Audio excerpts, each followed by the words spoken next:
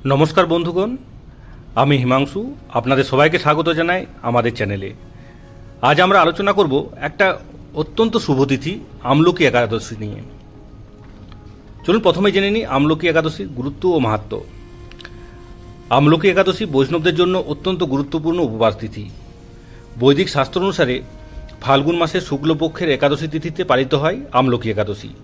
Eighty Shrihari प्रिय दिनगुलिर मध्य एकटी এবং এই দিন বিষ্ণু ভক্তরা উপবাস পালন করে এবং তাকে প্রসন্ন করার চেষ্টা করেন। আমলকি বা আমলক ফল এই ব্রত পালনের একটি বিশেষ অঙ্গ। শাস্ত্রমতে আমলকি গাছ স্বয়ং শ্রীহরির বাসস্থান এবং এই দিন আমলকি গাছের নিচে বসে উপাসনা করলে পুণ্য লাভ হয়। ধর্মীয় বিশ্বাস অনুসারে এই উপবাস করলে সমস্ত পাপ দূর হয় এবং জীবনে সৌভাগ্য, ধনসম্পদ এবং শ্রীহরির আশীর্বাদ লাভ করা যায়। এবছর আমলকি একাদশীর শুভ মুহূর্ত এবং তারিখ কবে? एकादशी तिथि शुरू 9 मार्च 2025 सकाल 7:45। एकादशी तिथि शेष 10 मार्च 2025 सकाल 7:44।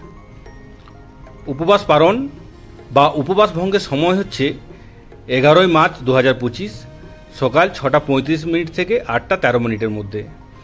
এই সময়ের মধ্যে উপবাস ভঙ্গ করা বিশেষভাবে শুভ বলে মনে করা হচ্ছে। শুভযোগ এবং নক্ষত্র। শোভন যোগ দুপুর 1:57 পর্যন্ত থাকবে, যা অত্যন্ত শুভ। শিববাস যোগ সকাল 7:44 থেকে শুরু হবে। এই সময় শিব এবং বিষ্ণুর পুজো করলে দ্বিগুণ ফল লাভ হয়।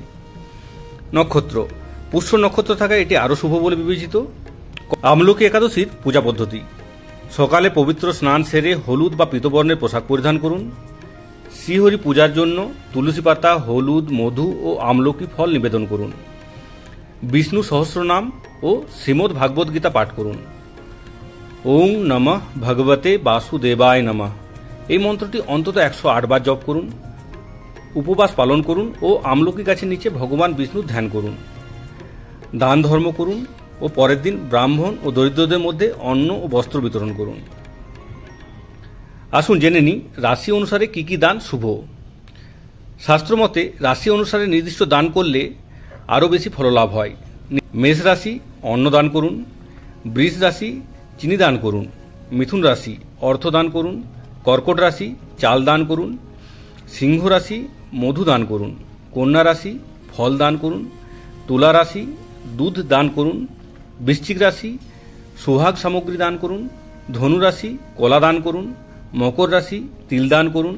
কুম্ভ রাশি অর্থ দান করুন। মীন রাশি হলুদ রঙের বস্ত্র দান করুন। আমলকি একাদশীর মাহাত্ম্য ও উপকারিতা। এই ব্রত পালন করলে সমস্ত রকম পাপ নাশ হয় এবং জীবনে শুভ ফল আসে। ভগবান বিষ্ণু ও মা লক্ষ্মীর আশীর্বাদ লাভ করা যায়। আর্থিক উন্নতি ও ব্যবসায়িক সাফল্য লাভ করা সম্ভব। সংসারে সুখ, শান্তি এবং সমৃদ্ধি বৃদ্ধি পায়। পূর্বজন্মের পাপ থেকে মুক্তি পাওয়া যায় এবং স্বর্গসুখ লাভ করা সম্ভব। আপনার যদি আমলকি একাদশী সম্পর্কে আরও কিছু তথ্য জানার থাকে তাহলে অবশ্যই কমেন্টে জানান। ভিডিওটি ভালো লাগলে লাইক, শেয়ার এবং সাবস্ক্রাইব করতে ভুলবেন না। জয় শ্রীহরি।